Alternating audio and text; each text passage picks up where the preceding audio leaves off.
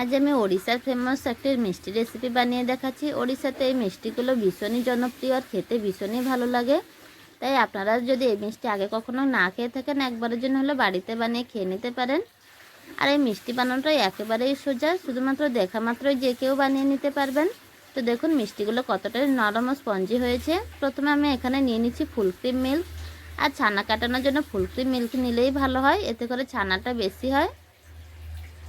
2 packet নিয়েছি, মানে এখানে 1 লিটার ফুল ক্রিম নিয়েছি। একবার গরম করে নিচ্ছি, দুটো আমি এখানে ফুটিয়ে নিচ্ছি। আর একবার ফুটে গেলে গ্যাসের ফ্লেমটা বন্ধ করে দেব।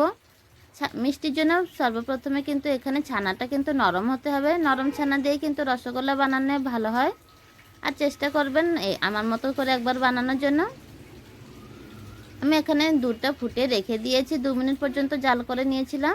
তারপর এখানে আমি 2 চামচ ভিনেগার নিয়ে নিচ্ছি। আমি এখানে ছোট চামচ নিচ্ছি, সেই জন্য এখানে 4 চামচ নিয়ে নিচ্ছি। আপনারা যদি টেবিল চামচ ইউজ করেন তাহলে 2 চামচ নেবেন। আর দিয়ে দিচ্ছি এখানে যতটুকু ভিনেগার ঠিক ততটুকু জল। ছানা কাটানোর জন্য যদি আপনারা ভিনেগার ইউজ করে থাকেন তাহলে কিন্তু ভিনেগার ও জলের পরিমাণটা কিন্তু মিশিয়ে নিতে হবে, না হলে কিন্তু ছানার মধ্যে টক ভাব চলে আসবে। শুধু ভিনেগার দিয়ে ছানা কাটিয়ে নিলে তাতে কিন্তু একটু জল অ্যাড করতে হয়। এবার আমি অল্প অল্প করে জলের মিশ্রণটা দিয়ে দিচ্ছি আর ছানা কাটিয়ে নিচ্ছি। এভাবে অল্প অল্প করে দিয়ে দিয়েছি। এবার ঢাকা দিয়ে রেখে দেবো 2 থেকে 3 মিনিট পর্যন্ত। 2 থেকে 3 মিনিট পর দেখুন ছানা থেকে কিন্তু জলটা আলাদা হয়ে গিয়েছে আর খুব সুন্দরভাবে ছানা হয়ে গিয়েছে। এবার এরকমই নরম ছানার জন্য কিন্তু এই রসগোল্লা একদমই পারফেক্ট হয়। এবার আমি একবার জল দিয়ে ভালো করে ছানাগুলো ধুয়ে নিচ্ছি, যাতে করে ভিনেগারের টক ভাব না আসে। সেই জন্য আমি এখানে পরিষ্কার জল দিয়ে ধুয়ে নিয়েছি ছানাগুলো। এবার জল ঝরতে রেখে দেব। আর এভাবে একটু প্রেস করলে কিন্তু জলটা খুব সুন্দরভাবে ঝরে যাবে। আর যদি আপনাদের হাতে সময় থাকে তাহলে ছানাটাকে একটু রেস্টে রেখে দিতে পারেন। এবার আমি কড়াইতে একটা ক্যারামেল বানিয়ে নেব। দিয়ে দিচ্ছি এখানে 4 চামচ চিনি। গ্যাসের ফ্লেমটা এখানে কিন্তু মিডিয়াম টু হাইতেই আছে। পারফেক্ট ক্যারামেলের জন্য কিন্তু এখানে প্রথমে জল দেবেন না, জল দিলে কিন্তু ক্যারামেলটা ভালো হবে না। তাই মিডিয়াম ফ্লেমে ক্যারামেলটা আগে মেল্ট হতে দেবেন। আর চিনিটা এখানে মেল্ট হতে শুরু করে দিলে গ্যাসের ফ্লেম লো করে দিতে হবে। আর ভালো করে কিন্তু ক্যারামেলটা মেল্ট করে নিতে হবে, মানে খুব সুন্দর করে একটা কালার আসা পর্যন্ত ক্যারামেল বানিয়ে নিতে হবে। আর হাতের কাছে অবশ্যই জল রাখবেন। যখনই দেখবে ক্যারামেল থেকে ধোঁয়া হচ্ছে বা পুড়ে যাচ্ছে এরকম মনে হয়, কি সাথে সাথে জল দিয়ে দেবেন। আমি এখানে ক্যারামেলটা একদম ভালো করে বানিয়ে নিয়েছি। এবার জল দিয়ে দিচ্ছি।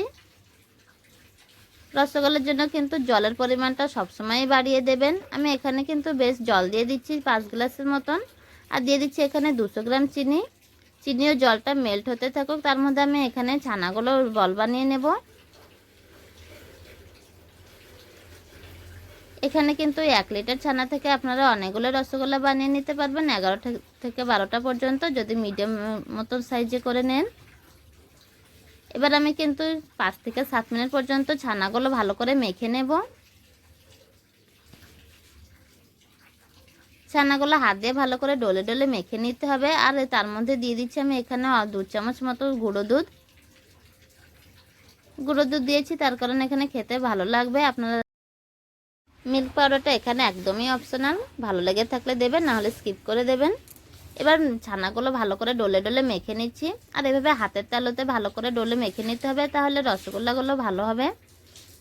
7 মিনিট পর্যন্ত এখানে আমি ছানাগুলো মেখে নিয়েছি। এবার ছানা থেকে অল্প অল্প পোষণ নিয়ে ছানার বলগুলো বানিয়ে নেব রসগোল্লার জন্য। আমি এখানে মিডিয়াম সাইজের করে নিচ্ছি। আপনারা চাইলে ছোট বা বড় আকারে করে নিতে পারেন, তবে রসগোল্লা সবসময় একটু বড় করবেন, দেখতেও ভালো লাগবে আর খেতে তো ভীষণই ভালো হয়। এভাবে সমস্ত ছানার বলগুলো বানিয়ে নিচ্ছি, তারপর আপনাদের দেখাচ্ছি। আমি এখানে অনেকগুলো ছানার বলগুলো বানিয়ে নিয়েছি, প্রায় 11টা থেকে 12টা পর্যন্ত হবে। এবার হাই ফ্লেমে চিনিটা এখানে গলতে দিয়ে দিয়েছিলাম। চিনির জলটা কিন্তু অনেকটাই কমে গিয়েছে।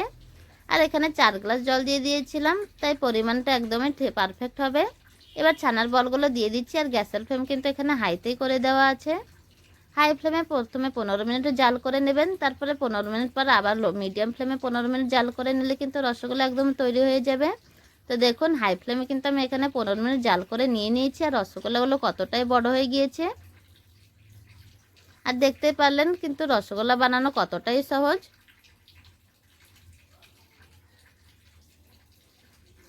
এবার আমি মিডিয়াম ফ্লেমে, তারপর 15 মিনিট মিডিয়াম ফ্লেমে জাল করে নিয়েছিলাম। এবার একটু ঠান্ডা করে একটা বাউলে সার্ভ করে নিয়ে নিয়েছি। আমি একটা তুলে কেটে দেখিয়ে দিচ্ছি কেমন হয়েছে রসগোল্লাগুলো। আমার মতো করে একবার পারফেক্ট রসগোল্লা রেসিপি বাড়িতে বানিয়ে দেখতে পারেন, খুবই সহজে কিন্তু বানিয়ে নিতে পারবেন। একটা রসগোল্লা কেটে দেখিয়ে দিচ্ছি, তো দেখুন রসগোল্লাগুলো কতটা স্পঞ্জি ও রসালো হয়েছে। ভিডিওটি ভালো লেগে থাকলে বাড়িতে অবশ্যই বানিয়ে দেখতে পারেন।